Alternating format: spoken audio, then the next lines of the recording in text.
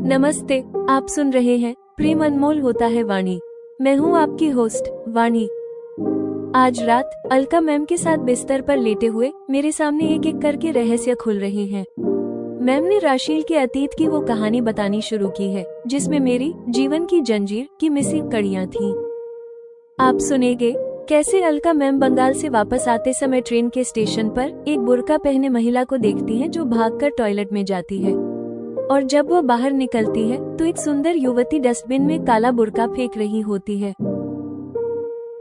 Ma'am को तुरंत याद आता है कि यह युवती कोई और नहीं बल्कि उनके भतीजे पराग का रिश्ता ठुकराने वाली राशील है। लेकिन ये सिर्फ एक संयोग नहीं था। सुनिए कैसे अलका मैम ने जासूस की तरह काम किया। उन्होंने ट्रेन में राशील पर नजर रखी, अपने ड्राइवर वसंता को राशील के पीछे लगा दिया। सुधीर पाटनी ज्वेलरी शॉप के सेठ जी को फोन करके आधार कार्ड की कॉपी और पैसों के प्रबंधन के निर्देश दिए, और अंत में वनिता छात्रावास की संरक्षिका होने के नाते उन्होंने राशील के लिए सुरक्षित आवास सुनिश्चित किया। मैम की बताई ये कहानी एक हाई प्रोफाइल थ्रिलर से कम नहीं है।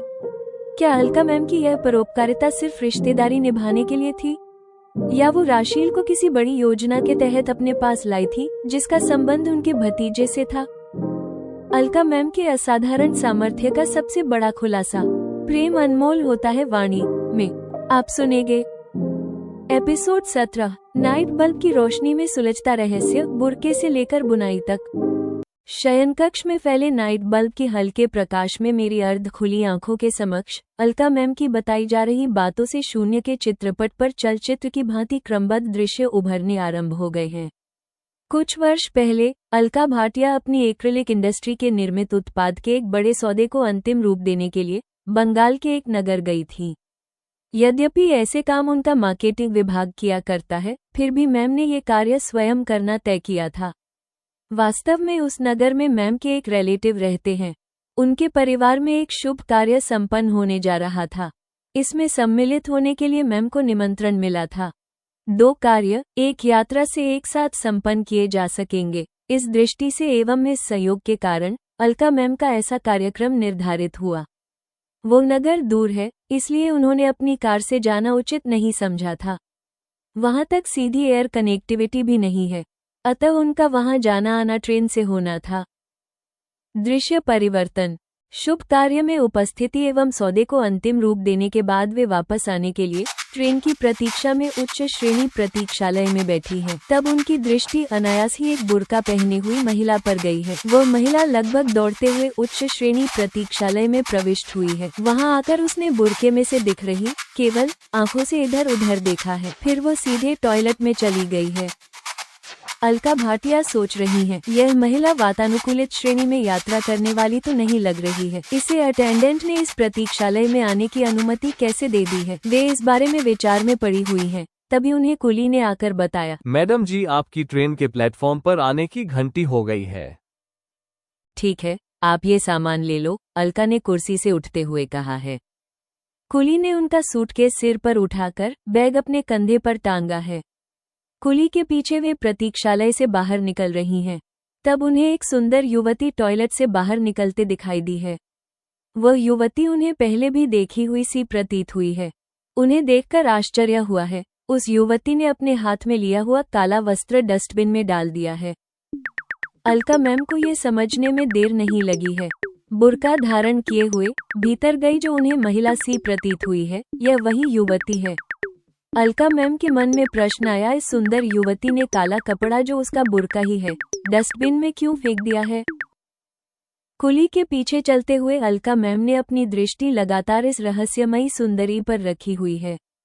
उन्हें उस पर संदेह हो रहा है, ये युवती यदि मुस्लिम नहीं है तो फिर क्यों ऐसे बुर्के में छुपकर आई है और अब बिना बुर्का के घूम रही है?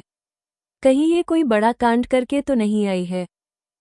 उन्हें ये भी लग रहा है कि इस युवती को उन्होंने पहले भी कहीं देखा है। वे स्मरण करने का प्रयास कर रही हैं, उन्होंने इसे पहले कहाँ देखा है? आगे चलती हुई वो युवती एक सामान्य श्रेणी महिलाओं की बोगी में चढ़ गई है। उसके एक बोगी छोड़कर अलका मैम का वातानुकूलित कोच है। कुली ने उनकी बर्थ के नीचे सामान रखकर उनसे अपना मेहनताना लिया और चला गया है।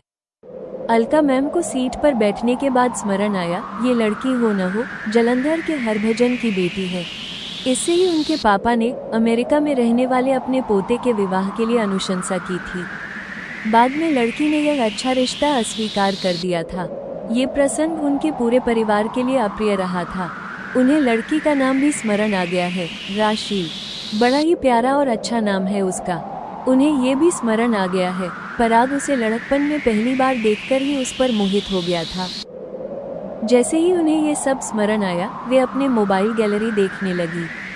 पराग का विवाह प्रस्ताव करने के समय के राशील के कुछ फोटो उनके पास हैं। इस बीच ट्रेन प्लेटफॉर्म छोड़ने लगी है। थोड़े ही प्रयास में उन्हें राशील के फोटो मिल गए। इसे देखकर उन्हें विश्वास हो गया, ये युवती निश्चित ही राशील ही है। ये बात उनके भौचक्के रह जाने का कारण हुई है। कई प्रश्नों के कारण वे उलझन में पड़ गई हैं। राशील ऐसी अस्त व्यस्त सी स्थिति में कैसे है? वह जलंधर से इतनी दूर कैसे भटक रही है? वह बुर्के में आने और सामान्य श्रेणी में यात्रा करने को बाध्य कैसे हुई है? उनका मन हुआ कि वे अभी जाकर ही राशील से बात करें, उसे अपने वातानुकूलित कोच में ही बर्थ दिलवाने में सहायता करें। फिर उन्होंने किसी भी प्रकार की जल्दबाजी करने से स्वयं को रोक लिया है। उस पूरी यात्रा में उनके मन में रह रहकर राशील का विचार ही चलता रहा है। सुपरफास्ट होने से इस ट्रेन के स्टॉपेज अधिक नहीं है। वे सामान्यतः यात्रा में बोगी से बीच के स्टेशनों के प्लेटफॉर्म पर कम ही उतरती हैं। अपनी उलझन दूर करने की व्याकुलता में वे इस यात्रा में लगभग सभी स्टेशनों पर प्लेटफॉर्म पर उतरती रही हैं।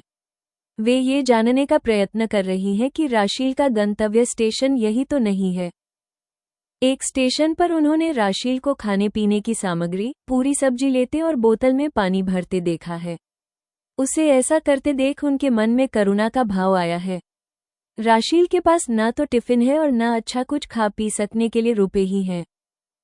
हाँ, एक बात उन्हें अच्छी लग रही है, राशील किसी स्टेशन पर उतर नहीं गई है। ऐसे में जब उन्होंने राशील को भी अपने नगर के ही स्टेशन पर बाहर निकलते देखा तो उन्होंने उसका पीछा किया है। फिर जब वो कहीं जाने के लिए रिक्शा तय कर रही है तब उन्होंने उन्हें लेने आए ड्राइवर वसंता को राशील के पीछे लगाते हुए निर्देश दिया है, वसंता आप इस लड़की के पीछे जाओ और यह कहाँ जा रही है, क्या कर रही है, इस बारे में मुझे कॉल करके बताओ।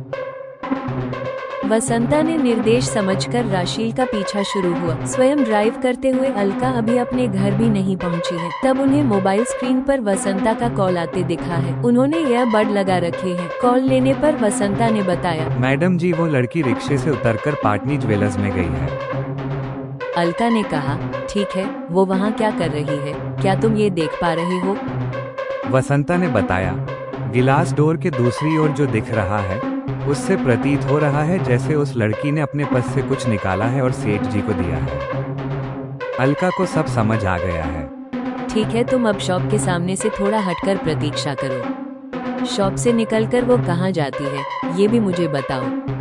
मैं जब तक नहीं कहूँ आप उसका पीछा करना बंद नहीं करना। उन्होंने आगे के लिए वसंता को निर्देश दिए हैं। फिर उन्होंने अपने कांटेक्ट में से सुधीर पाटनी सर्च करके उसे कॉल मिलाया है। रिप्लाई मिलते ही उन्होंने कहा, सुधीर मैं अलका भाटिया बोल रही हूँ। जी दीदी प्रणाम, आज्ञा कीजिए। सुधीर ने अभिवादन किया है। आप अभी हाँ नहीं में ही उत्तर दीजिएगा। बताइए, जो लड़की अभी आपके सामने खड़ी है वो क्या कोई जेवर बेचने आई है? अलका ने पूछा है। सुधीर को आश्चर्य हुआ, मैम कैसे ये देख पा रही है? फिर भी उसने उत्तर दिया, जी हाँ। देखो, मुझे लगता है ये लड़की मेरी दूर की रिश्तेदार है और इसे रुपयों की अत्यधिक आवश्यकता है। आप उसकी जैसे भी संभव हो सहायता करो। और हाँ, आप किसी बहाने से उसके आधार कार्ड की कॉपी अवश्य ले लेना। फिर उसके जाने के बाद मुझे कॉल करना। अलका मैम ने सुधीर को बताया है। जी दीदी मैं समझ गया, सुधीर ने विनम्रता से कहा। अलका ने कॉल डिस्कनेक्ट किया है। फिर अलका ने बीच में आते अन्य 2 कॉल को रिप्लाई नहीं किया है। तीसरा कॉल सुधीर का आया है, उसे रिसीव किया है। दीदी जैसा आपने कहा है उस अनुसार मैंने उस लड़की को कंगन की गिरवी पर 10,000 रुपए दे दिए हैं। उसके आधार कार्ड की कॉपी भी ले ली है। सुधीर ने उन्हें सूचित किया। आधार कार्ड पर नाम राशील ही है ना? अलका मैम ने अपने अनुमान की पुष्टि चाहिए है। जी दीदी यही नाम है। आपको 2 बातें और बताने योग्य लग रही है। सुधीर के स्वर में अतिरिक्त उत्साह झलक रहा है। हाँ बताइए, मैम ने जानना चाहा। वो 30,000 रुपए कैश मांग रही थी। मैंने उसे पूरे एक साथ नहीं दिए हैं और कहा है बाद के दिनों में वो थोड़ा थोड़ा करके इतने रुपए ले सकती है। वो अपने रहने के लिए योग्य एवं सुरक्षित स्थान के बारे में पूछ रही थी। मैंने उसे वनिता छात्रावास का एड्रेस बता दिया है। सुधीर अपने किए की प्रशंसा सुनना चाहता है। सुधीर, ये दोनों ही काम आपने बहुत प्रशंसनीय किए हैं। लड़की का एक साथ इतना कैश लेकर अपरिचित शहर में रहना घूमना सुरक्षित नहीं है। उसके रहने के लिए भी आपने उसे बहुत अच्छा स्थान बताया है। थैंक यू, अलका मैम ने हंसते हुए प्रशंसा कर दी है। सुधीर हंसने लगा है। उसके बाद में कहे शब्दों को अनसुना करते हुए अलका मैम ने कॉल डिस्कनेक्ट कर दिया है। फिर तुरंत ही वनिता छात्रावास के नंबर पर कॉल किया है। मैं अलका भाटिया बोल रही हूँ, आप मनप्रीत बोल रही हो ना? मैम ने पूछा। नमस्ते मैम, मैं मनप्रीत ही हूँ। नमस्ते मनप्रीत, अभी आपके पास एक लड़की पहुँच रही है। उसका नाम राशील है। छात्रावास में उसके मांगे जाने पर उससे आवश्यक औपचारिकता करवाने के बाद आप अच्छा सा सिंगल बेडरूम आवंटित कर दो। मैं उसका आवंटन बाद में अप्रूव कर दूंगी। ये होने के बाद आप मुझे कॉल करो, मैम ने निर्देश दिए हैं। जी मैम, मैं ऐसा ही करूंगी, उसने सहमति दी है। मैम ने कॉल काट दिया है। वास्तव में अलका मैम वनिता छात्रावास की संरक्षक हैं। अब अलका मैम अपने निवास पर पहुंच गई है। कुछ देर बाद वसंता का कॉल पुनः आया है। मैडम जी, वो लड़की अभी वनिता छात्रावास के गेट के अंदर गई है। उसने एक भेदिए जैसे बताया है। ठीक है वसंता, अब आप रिक्शा लेकर बंगले पर आ जाओ। मैम जो चाहती हैं वो हो चुका है। जेमिनाई की समालोचना और रचनात्मक मार्गदर्शन। प्रिय श्रोताओं, ये प्रेम अनमोल होता है वाणी के एपिसोड 17 का समापन है। इस एपिसोड में वाणी की अर्ध खुली आंखों के सामने अलका मैम का अतीत और राशील की कथा की गुत्थी पूरी तरह से सुलझ जाती है। एपिसोड 17 की शक्ति और कथा विकास। अलका का गुप्तचर कौशल, पहचान और जिज्ञासा। मैम का बुर्का और टॉयलेट से बाहर निकलती राशील को पहचानना, साथ ही बुर्के को डस्टबिन में फेंकते देखना, ये कथा का निर्णायक मोड़ है। उनका तुरंत ड्राइवर वसंता को जासूस के रूप में लगाना उनके निर्णय की तीव्र गति और प्रशासनिक क्षमता को प्रकट करता है। संपर्क का जाल। मैम का सुधीर पाटनी, ज्वेलर और मनप्रीत छात्रावास प्रबंधक संरक्षक से संपर्क स्थापित करना ये दिखाता है कि शहर में उनका प्रभाव कितना गहरा और सर्वव्यापी है। हर व्यक्ति उनके एक कॉल पर निर्देशों का पालन करता है। करुणा और संरक्षण। मनोवैज्ञानिक समझ। मैम का सुधीर को राशील को थोड़ा थोड़ा कैश देने के लिए कहना यह उनके मनोविज्ञान की समझ कि ज्यादा कैश अपरिचित शहर में असुरक्षित है को दर्शाता है। अपूर्व परोपकार। राशील को सीधे हॉस्टल और नौकरी तक पहुंचाने की यह पूरी सुनियोजित योजना अलका के चरित्र को परी कथाओं की परी, जैसा वाणी ने कहा था, के रूप में स्थापित करती है। रहस्य का स्थगन। अविवाहित रहने का कारण। इस पूरी कहानी में अलका मैम के अकेले जीवन और अविवाहित रहने के मूल कारण पर प्रकाश नहीं डाला गया है। यह अभी भी सबसे बड़ी मिसिंग कड़ी है। ऑडियो प्रस्तुति के लिए अंतिम मार्गदर्शन।